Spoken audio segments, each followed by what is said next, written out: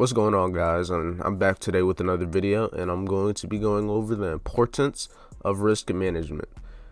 As traders, our number one priority is to protect our capital. That is our number one priority. It's not to make money, it's to make sure we don't lose money. We want to make sure at all times we're not risking more than we need to, and we're not allowing ourselves to risk more than we need to. That's what I always like to tell people. Our number one priority is to make sure we protect our capital. We are capital protectors, risk managers before anything.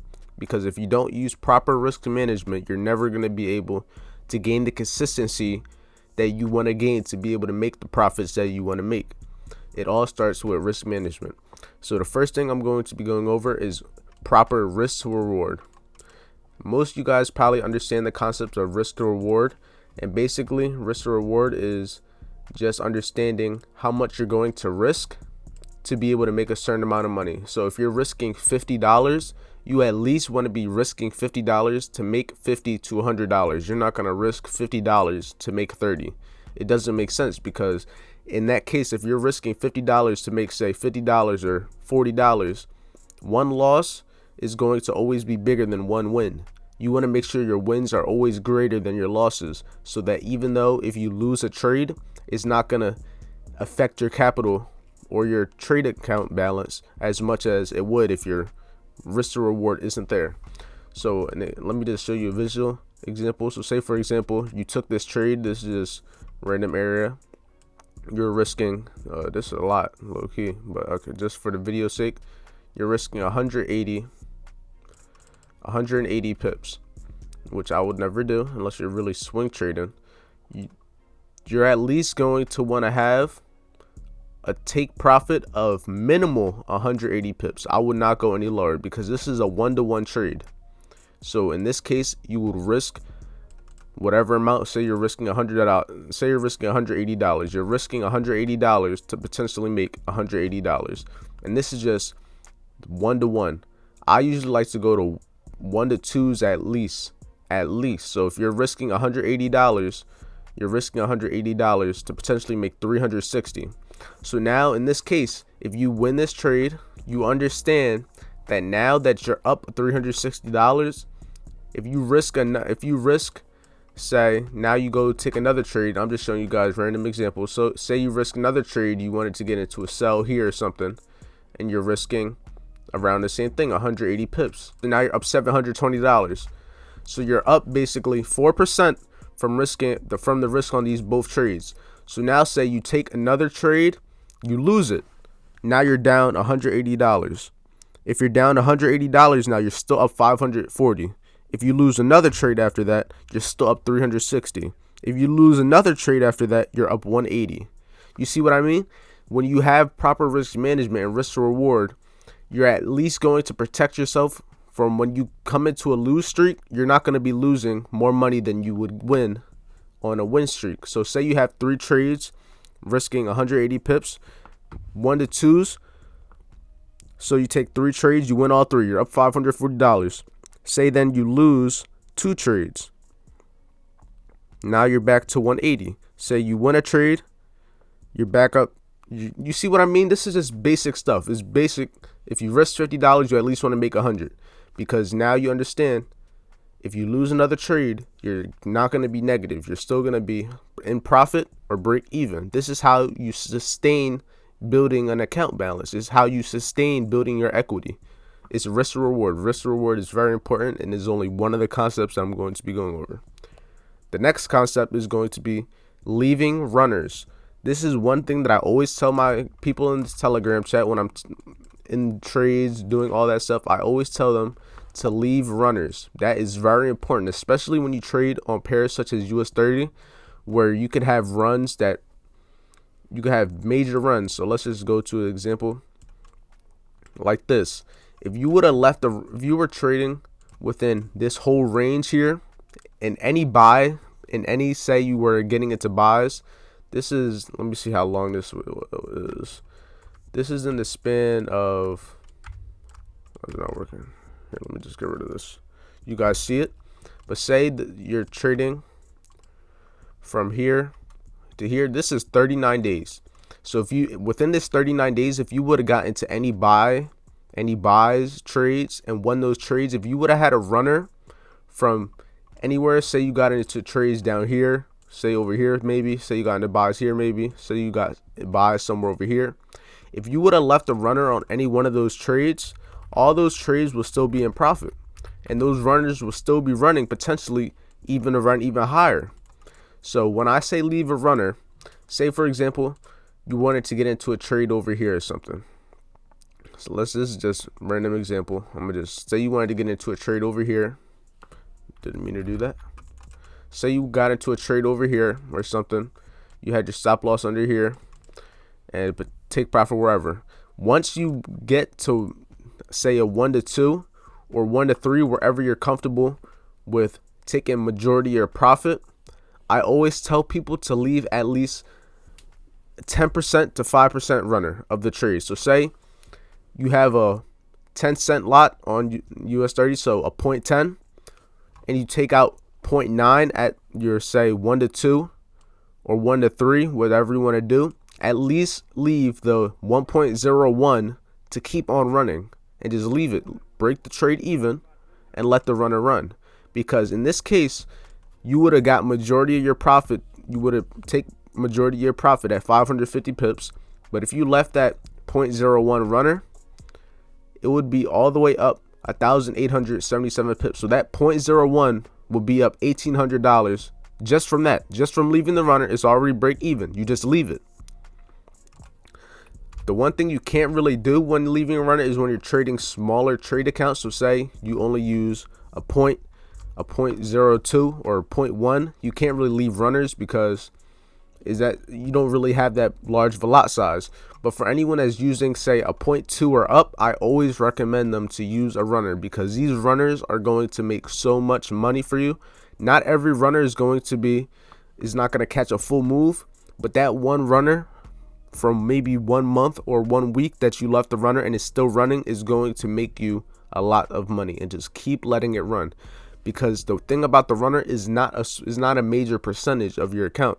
You're already break even, you can't lose money on it, and it's a small percentage, so you could leave runners.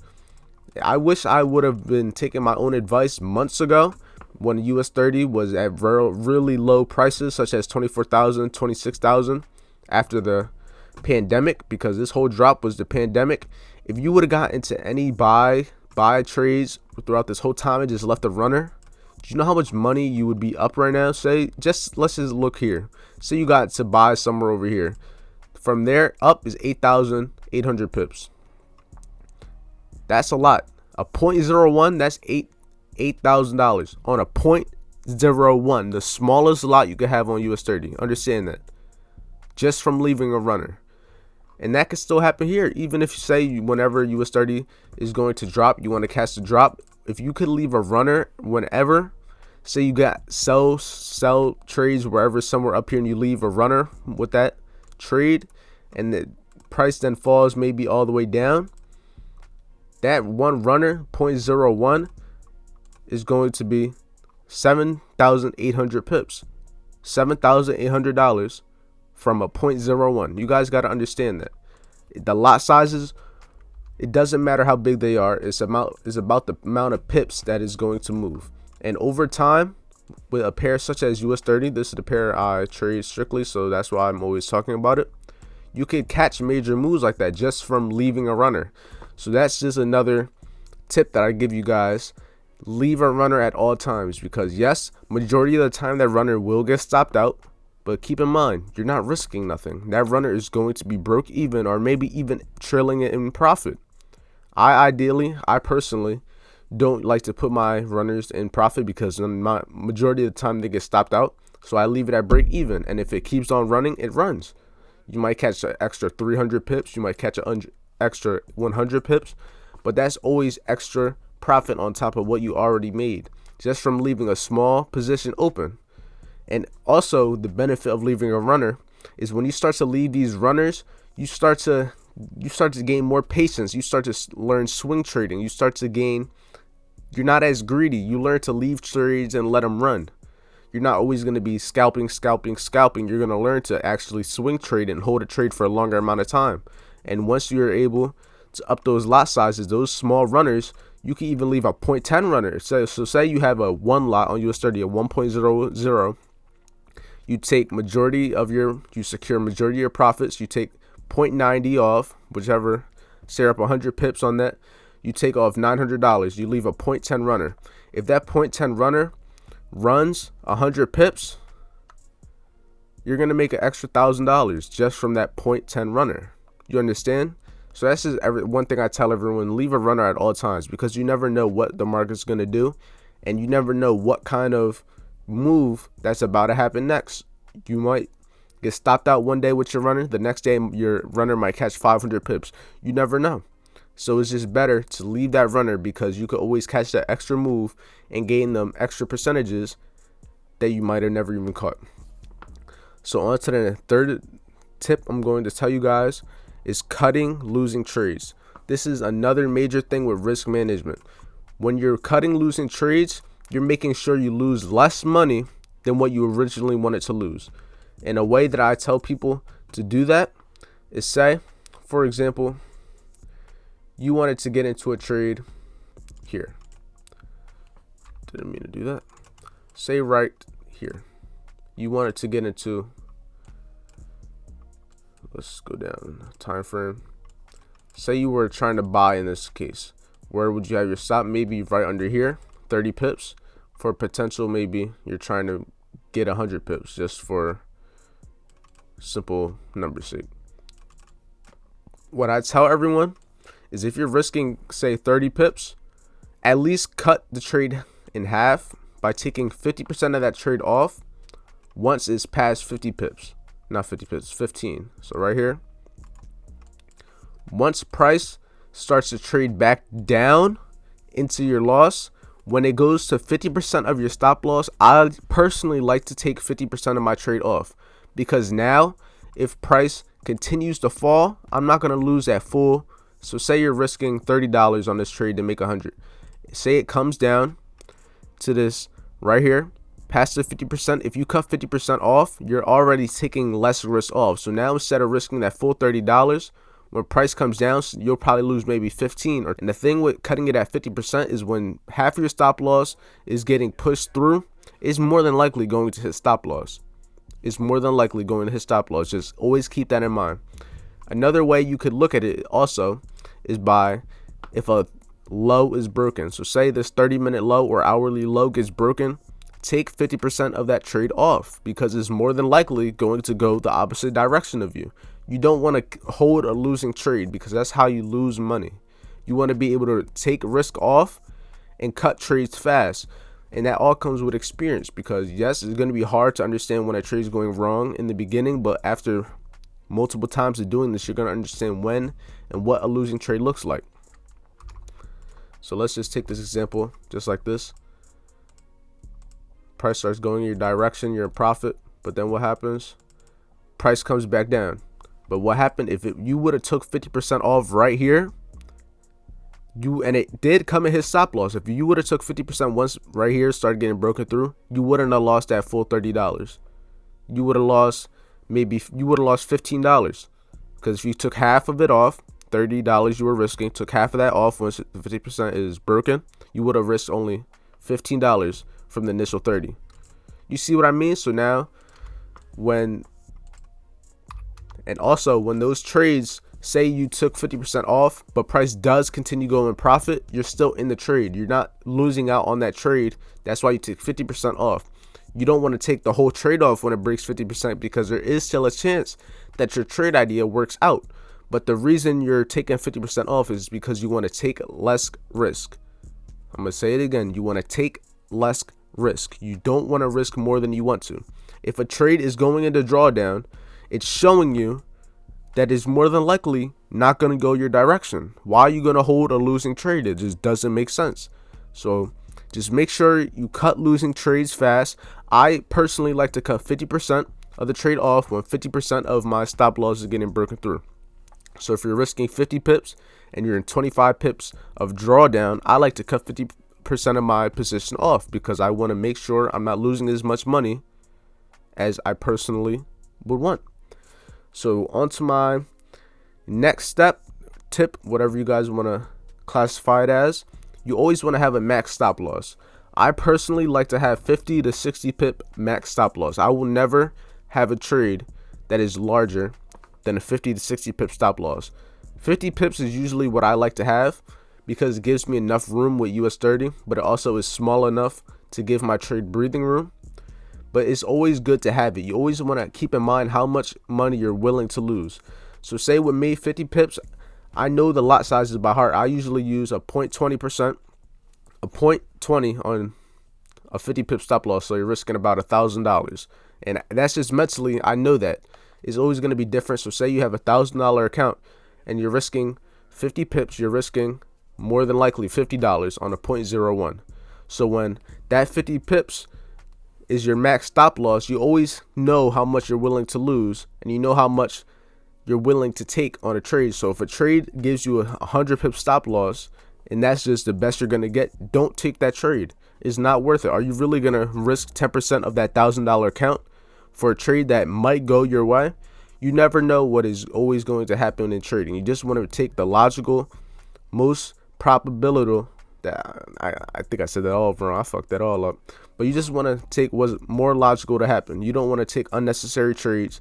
You always just want to keep in mind how much you're willing to lose at all times. And having a max stop loss just keeps you from taking unnecessary risk, and it keeps your lot sizes consistent. You're not gonna have a 0.01 today and a 0.05 tomorrow, and then a 0.10 the next day, because you're going to be losing money, different amount of money on each trade, and your consistency and your equity is just going to be going up and down. So always have a max stop loss. And the last little tip I'm giving you guys for using proper risk management is having a max weekly loss. So one thing that always messes people up in trading is when they're taking loss after loss after loss after loss after loss, and you're just continually going into drawdown. Same thing with having a max weekly win. You don't want to just keep taking win after win after win after win, because at the end of the day, you're going to get into your own head. You're going to think you're unstoppable. Have a max weekly loss and max weekly profit.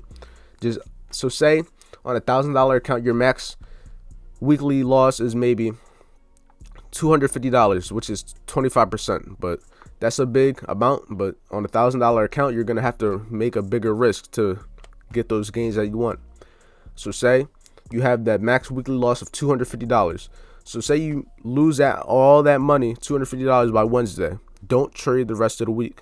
Just demo trade the rest of the week, because you don't want to risk potentially losing another $100 and you'll be down $350 for the week, because you never know what's going to happen next week. What if next week's all consolidating range and you lose even more money?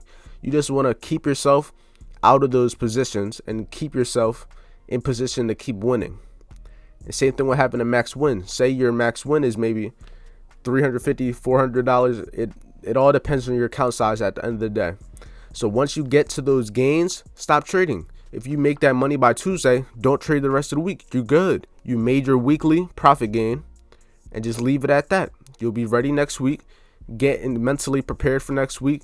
Demo trade, chart, just do other things besides keep trading, because your ego is going to get you, and trust me, you're going to lose a trade and you're going to regret it.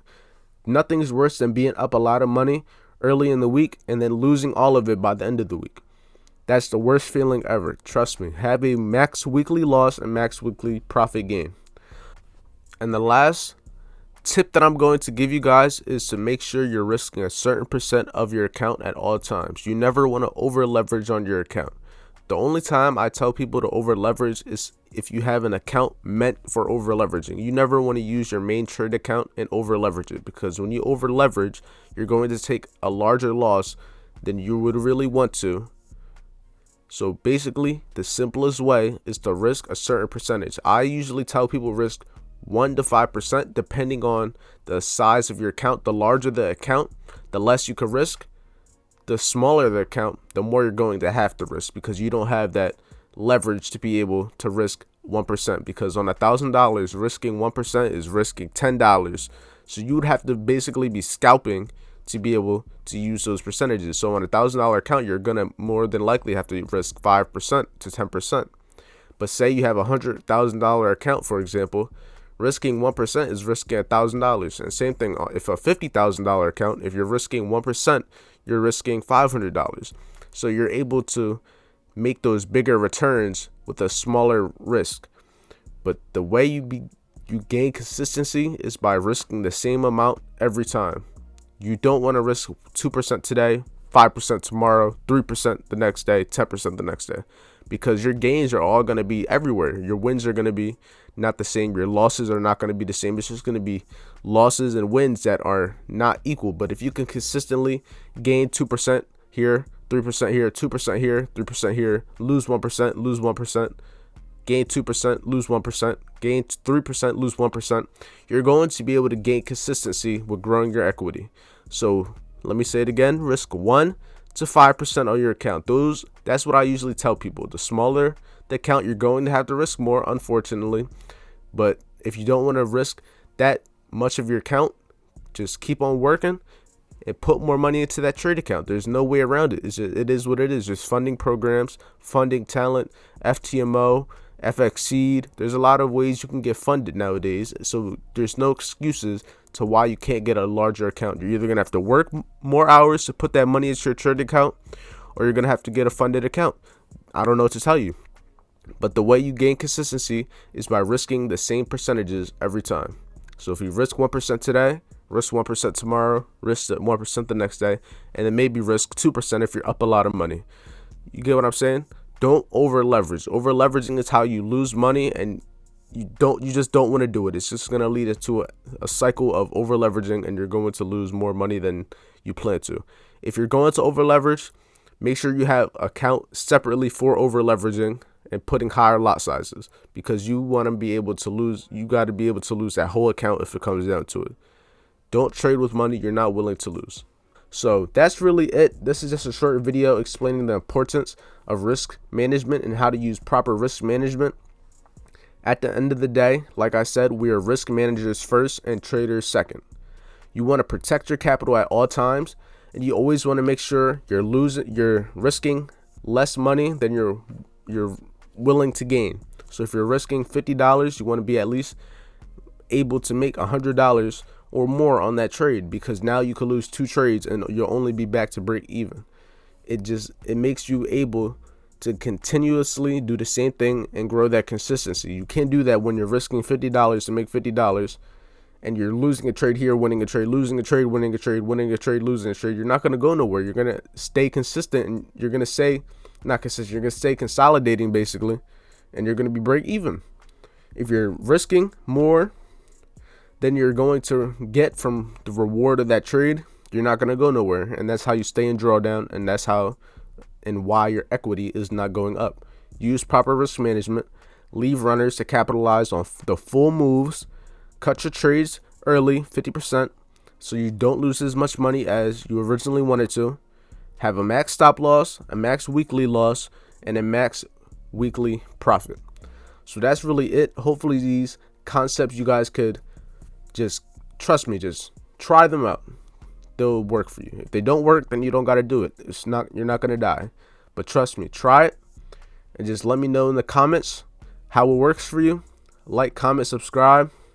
Links down below to my free Telegram for you guys to join right here. Today I didn't personally take a trade because US 30's just been ranging, and this has been ugly, honestly, as you can see. Nothing is really happening right now. Just range. But that's why I'm saying you guys got to know when to stay out the market, because like I said, we're risk managers first, traders second. So hopefully this video helped you guys.